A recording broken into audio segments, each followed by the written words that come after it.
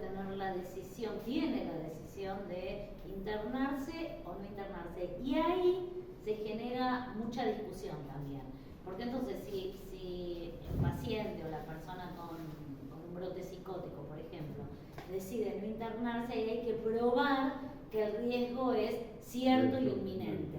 Y probar que un riesgo es cierto e inminente, si la persona dice yo no me quiero internar, esa es la parte difícil. Antes, un psiquiatra o un médico firmaba un certificado y la internación ya estaba segura. Ahora, esa es la parte más de arena movediza, me parece, de la ley.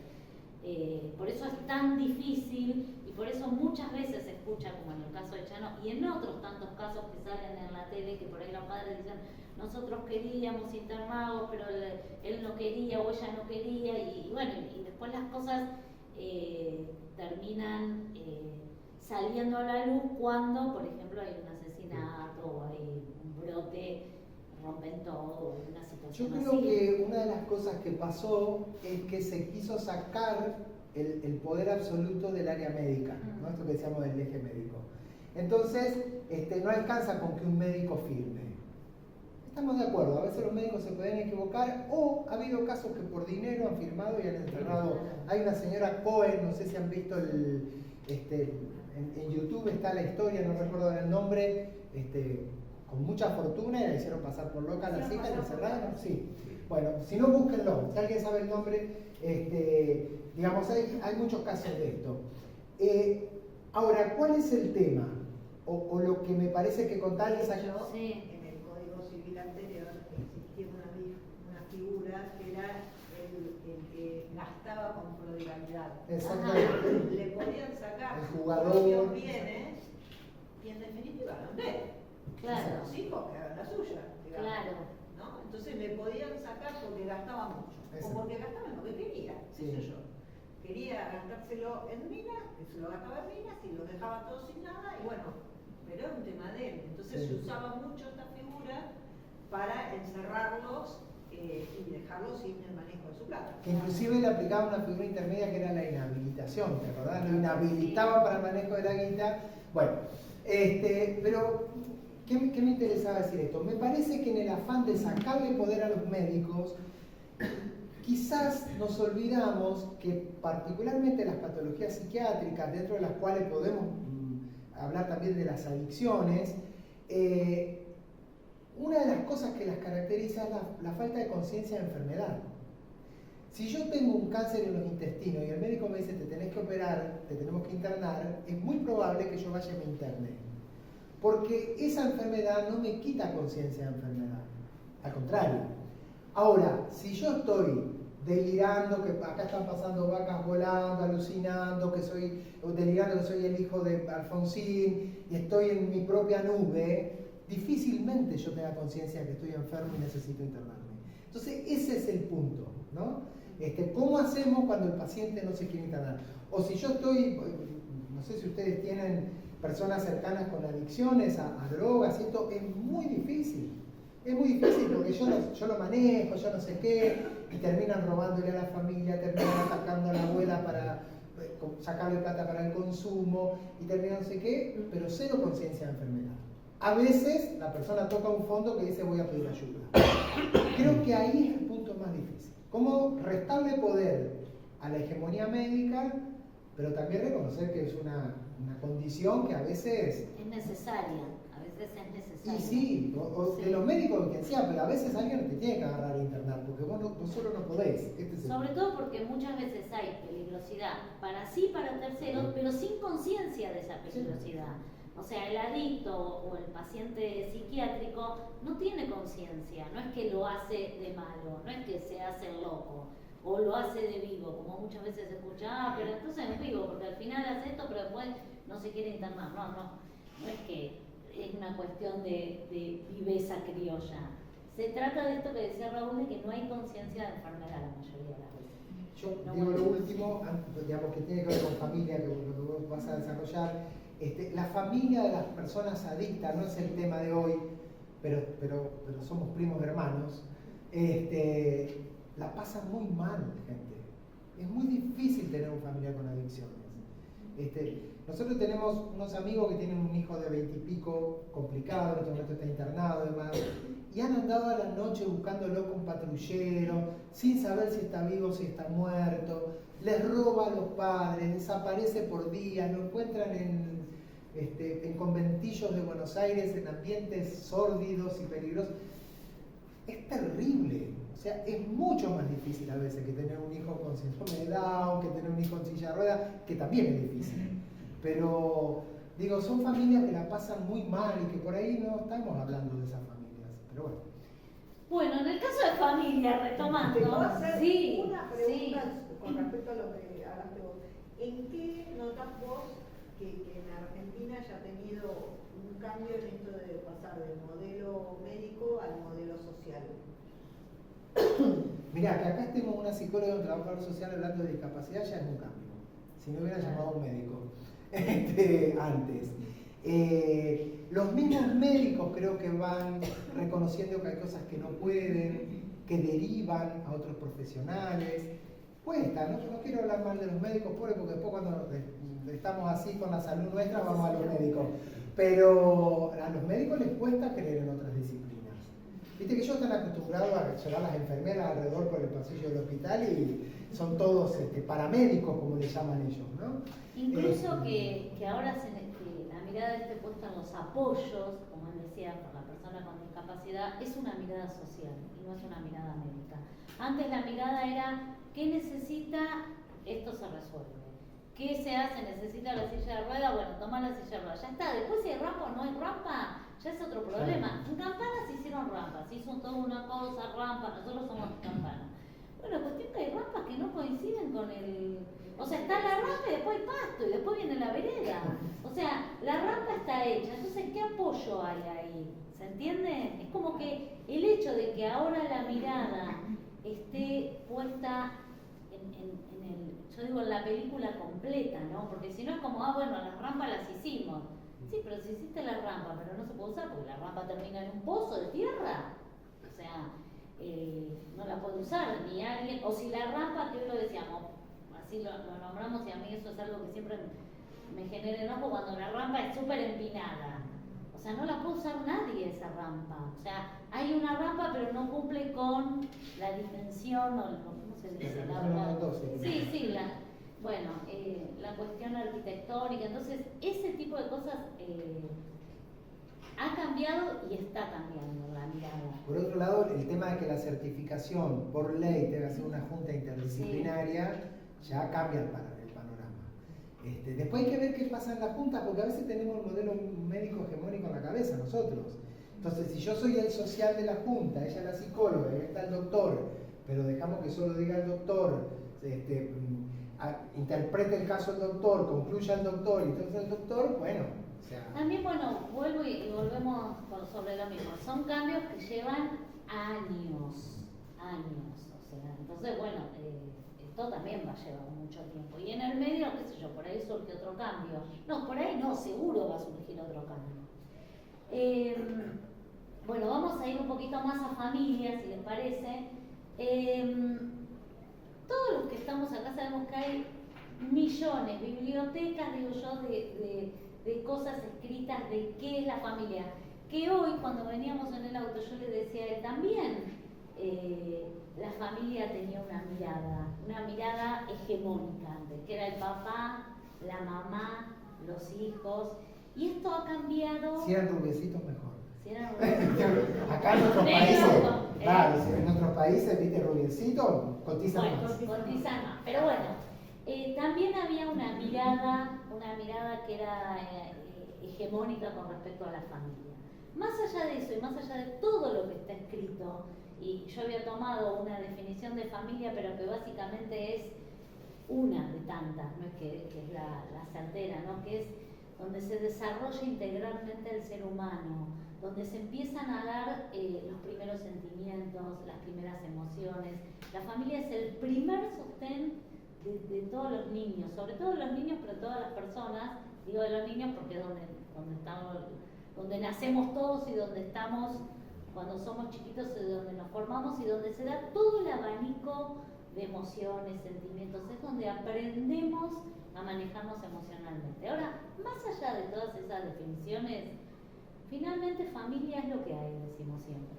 O sea, la definición a lo largo de los años y en tantas bibliotecas y la Organización Mundial de la Salud y la Organización Panamericana de la Salud, todos tienen definiciones hermosas, pero finalmente después cada uno en su casa tiene la familia que tiene y con ese recurso hay que apechugar la vida. O sea, sean dos mamás, sea una mamá y un papá, sea una abuela que oficia de, sea una tía, sea una vecina, finalmente, y esto igual, más allá de que a lo largo de los años el modelo fue cambiando, siempre familia fue lo que es, lo que a cada uno le toca. Antes, cuando el modelo era la mamá y el papá, también pasaba que por ahí el papá se iba, la mamá no era tan afectuosa, o sea, como se creía que tenía que ser la mamá. Antes, creo que esto es muy importante, sobre todo para los que trabajamos con personas con discapacidad, para los que atendemos personas con discapacidad, que siempre estamos esperando, deseando que tengan la familia perfecta. Mirá, la madre nunca viene a las reuniones, mirá, el padre que no sabe ni qué remedio toma el hijo, siempre tenemos el dedito así. Los profesionales del área de la salud somos muy exigentes con la familia de personas con discapacidad. Los que están en el área que atienden o que trabajan lo van a entender. Siempre estamos mirando de si la madre vino, si no vino, si cumplió, si no cumplió, si trajo los pañales, si no los trajo, depende como si nosotros tuviéramos familias perfectas, por otro lado. Yo recuerdo en un centro de día donde trabajaba, la mamá de Julie, de una concurrente, que no iba a las reuniones de familia, que eran a las 2 de la tarde, porque a esa hora tenía zumba. Y entonces uno del equipo dijo, pero mirá, es más importante ir a mover el culo que venir a nuestras reuniones. La reunión de la hija. Que, como si ser madre de Juliana y Juliana con su síndrome de Down fuera el centro de la vida de esa persona, que además era mujer, que además le querría agradar a los tipos, que además, o a ella a sí misma básicamente, que además estaba por los 40 y tanto, entonces no querría que nada se le caiga o querría disfrutar bailando zumba. ¿Por qué no tenía derecho a ir a zumba? Porque tiene una hija con síndrome de Down. ¿Me entienden? Que los profesionales tendemos a poner, pero no es a la hija con síndrome de Down, es a nuestro trabajo, a nuestra intervención como lo más importante. ¿Cómo no va a venir a nuestra reunión? A recibir lo que nosotros tanto sabemos, ¿no? Sí, pero familia bueno, esto es familia, por eso siempre decimos, bueno, finalmente familia es lo que hay, es lo que uno tiene en la casa, la madre, el padre, el tío, la abuela y los recursos que uno tiene. Antes se hablaba mucho de las funciones maternas, que era la que cumplía lo que llamamos función de apego, que es la función de sostén, de contener. La función de sostén es esa función que da seguridad a la persona. Que todos la tuvimos. Quizás esto que antes se decía la función materna, no necesariamente lo tiene que cumplir la madre. O sea, lo puede cumplir cualquier persona. Y la función paterna, que era la función del límite, el que se enojaba, el que decía hasta acá, esto no, esto sí. Hoy en día se ve que estas funciones no están tan direccionadas a la madre función de apego o afectuoso, si se quiere, y al padre la función de límite. Está más mezclado. Y de hecho incluso hay familias donde hay una sola persona, qué sé yo, está solo la mamá o solo el papá. Entonces solo esa persona cumple ambos roles, ¿entiende? Lo que es indispensable para todo niño que tenga las dos cosas. No claro, se puede vivir solo con mimos, sí, sin límites, o solo con límites sin mimos. No. Los seres humanos necesitamos las dos cosas. Y con la misma fuerza o intensidad, y son igual de importantes. Entonces, lo que decimos es, esto lo necesitamos todos los seres humanos. Ahora, ¿qué pasa con las personas con discapacidad? ¿Qué tipo de familias? Y la realidad es que no existe la familia de la persona con discapacidad. Existen las familias. Y después, ¿qué va a hacer esa familia con ese hijo, ese hermano, esa esposa, lo que sea que tenga? Es diferente. Entonces, ¿cómo se van a cumplir estas funciones? Por supuesto, y No es lo mismo si la discapacidad se diagnostica cuando nace o si es una discapacidad adquirida, o sea, no es lo mismo lo que se va a hacer familiarmente. Pero la realidad es que las funciones están en todas las familias o deberían estar en todas las familias. Sí, lo que hemos visto, si bien no existe, por eso decimos no existe la familia de la persona con discapacidad, como si tuviera que existir una familia con tales características. Sí, hay algunas características, después vuelvo, porque si no voy a decir, ahí te olvidaste algo y no. Es que a veces hay roles que con la experiencia lo que vemos es que se rigidizan. O sea, hemos visto a lo largo de los años que en esta función de apego, de sostén o de las mamás tienden a ocupar un rol de sobreprotección de los hijos y muchas veces suele pasar que los papás, no digo siempre, esto es muchas veces, ¿no? Nada es siempre acá. En este rol de querer poner un límite, bueno, como la mamá cumple toda esta función y decide, el papá se va, el papá desaparece. Como que a veces lo que uno ve es que estos roles se rigidizan.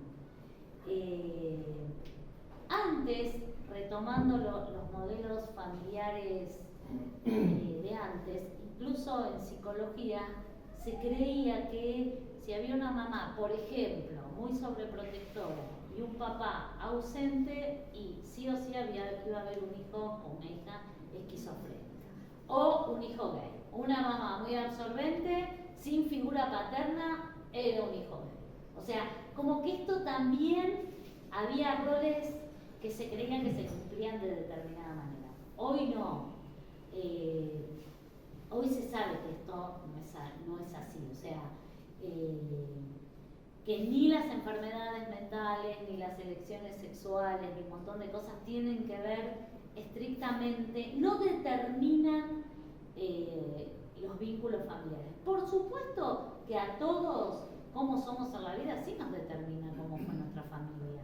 O sea, cómo yo soy hoy, por supuesto que tiene que ver con cómo fue mi mamá, fue mi papá, mis hermanas, qué hicieron, qué no hicieron, o sea, cómo es él, cómo es cada uno de ustedes, tiene que ver la familia, pero no es que va a determinar necesariamente en que esta persona tenga esta elección, bueno, ni hablar sexual, pero de alguna enfermedad mental o alguna adicción necesariamente. Sí. No, puedo decir una cosa. Quiero retomar algo que dijo Jimena y quiero traducirlo a mi estilo, que es más campechano. Cómo se refuerza esta función de apego y función de límite cuando hay un hijo con discapacidad. Yo tengo más de 30 años de trabajo con familias y discapacidad. Un clásico que ustedes lo van a ver cuando yo se lo diga porque deben conocer en el pueblo. El binomio de la madre vieja con el hijo con discapacidad de la mano que van caminando por la vereda, que van a la farmacia y salen con una bolsa así de remedio que no se sabe quién toma cuál. Mirá cómo se ríen. Ya la vieron. Sos vos misma. Bueno. Y sí, pero que esto... Sí. Nosotros hemos aprendido mucho más de ustedes que de los libros. Claro. Hemos aprendido de escuchar a la familia. Claro, por eso yo digo nuestra experiencia, porque en 30 años de hablar con familias, padres, madres, verdes, de trabajar en instituciones, uno termina teniendo, o sea, uno ve cosas que es con... Las madres, ya, aunque no sean tan viejas, las madres maduras que engañan a sus esposos con los profesionales. No estoy hablando de sexo. Hablan el mismo idioma, entienden de pronósticos, saben de medicación, terminan teniendo más en común con el médico, con el fonoaudiólogo y con el marido. El tipo que quiere intervenir y dice, bueno, pero déjalo, que se bañe solo, ¿no ves? Si a vos te duele la espalda, mirá cómo sale esta otra, también le pasa. Y entonces vos que sentís que es un guacho, encima pobrecito que no puede, Gustavito, mirá viene acá a decirme que yo hago todo mal. ¿No? Esto, yo se los teatralizo así para que veamos lo que ella dijo en teoría. Es esto pasa. Entonces, por ahí cuando tenés un hijo que no tiene discapacidad, esta tensión existe, nosotros podemos dar testimonio de eso. Vos sos muy blanda, le das todos los gustos, no sé qué. Bueno, Raúl, pero vos ahora porque te agarró el ataque, que ahora le pongamos todos los límites de golpe, que no sé qué, que. Pero el hijo tiene un escape que es su propia autonomía. El hijo con discapacidad a veces no puede. Claro. No puede. El hijo que no tiene una discapacidad, mientras uno va discutiendo esas cosas, sigue su camino, va creciendo. Entonces va, mientras que el hijo con discapacidad queda ahí entrampado, en esa disputa entre la madre y el padre, o las personas que sean, nosotros decimos madre y padre, pero pueden ser otros roles. Ni hablar de los hermanos, acá que tenemos un hermano cuando intentan meterse, y claro, y la madre o el padre que dicen, encima pobrecito, que tiene la discapacidad, nació con esto, viene él a creer como si fuera tan fácil hacer esto. O sea, entonces eso termina generando un binomio que es muy difícil. Hace un par de semanas, yo hablaba con la hermana de una paciente que es sordomuda, y la realidad es que ya su diagnóstico del certificado médico dice retraso mental leve. O sea, ese es el diagnóstico con hipoacusia. Sí, con hipoacusia. Sí. La realidad es que, bueno, empieza a generarse este binomio de madre-hija, la madre bastante grande, después se enferma, esto lo termina cumpliendo el padre, este vínculo así, entonces el padre la lleva, la trae. Y ahora el papá está muy mayor y entonces yo llamo a las hermanas y le digo, miren, ustedes van a tener que empezar a intervenir porque necesitamos, o sea, gente que intervenga para que la lleve a los tratamientos, a las terapias, a los lugares, al baile, a las determinadas cosas que hace esta chica. Y la hermana me dice, la verdad que vos me contás cosas que yo no sé de mi hermana. Me dice, ¿sabés más vos de mi familia con respecto a la hermana, de cosas de la madre, del padre, que yo? Y no es porque ella sea una mala hermana y porque yo sea tan buena psicóloga. O sea, no es por eso. Es porque ese vínculo se generó tan cerrado que las hermanas quedaron afuera de ese vínculo. Y ahora se tienen que empezar a hacer cargo. Entonces a veces este vínculo que parece que resuelve algo, termina generando una imposibilidad, y si los padres por ahí logramos abrirnos, generamos más redes sociales.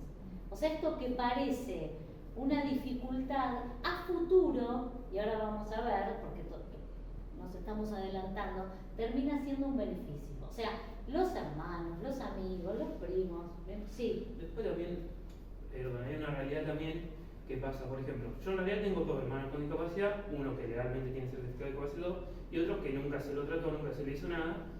¿Qué pasa? Tenía convulsiones cuando era chico, todo, retraso madurativo, pero nunca mi mamá aceptó el tema de cómo voy a tener un hijo con discapacidad. No cumpliendo el rol de madre, siempre nos crearon problemas, todo lo que viene, también te lleva a que no puedas hacer nada, a no poder, por ejemplo, tratarlo, en su momento haberlo tratado. Sí. No terminó la primaria porque le costaba, entonces como repetía, no terminó la primaria, nadie le exigió, todo. Ahora le está trabajando, todo bien, tiene su familia, todo. Pero también pasa en eso. Yo tengo también a Pablo, que la tutora legal sigue siendo mi mamá. No vive con mi mamá, Pablo vive con mi abuela y mi hermana más chica. Ella vive en el campo, se desligó y todo. Entonces, bueno, podés tomar decisiones, decir, bueno, quiero incluirlo a Pablo, yo lo incluyo, por ejemplo, estamos haciendo carpintería ahora, siempre que vaya aprendiendo algo. Pero también te llega el punto entre que vos podés hacer hasta cierta cosa nomás. ¿Por qué? Porque la tutora legal sigue siendo la madre. Entonces, bueno, podés decir, bueno, lo quiero inscribir, por ejemplo, una cosa para portero. Para ver si, aunque sea porque en la escuela especial le ayudaba en la cocina, en lo que era limpieza, todo, estuvo yendo también a la campana, todo. Aprende un montón, porque aprende un montón de cosas. Él tuvo 25 meses, quedó con problema en el habla, también un retraso madurativo, pero él te entiende, en sí es inteligente, porque vos le decías esto, él lo hace, te aprende todo, no tiene problema. En carpintería usa las máquinas, la sierra, todo como si nada, y creo que le tengo más miedo yo que él a las cosas.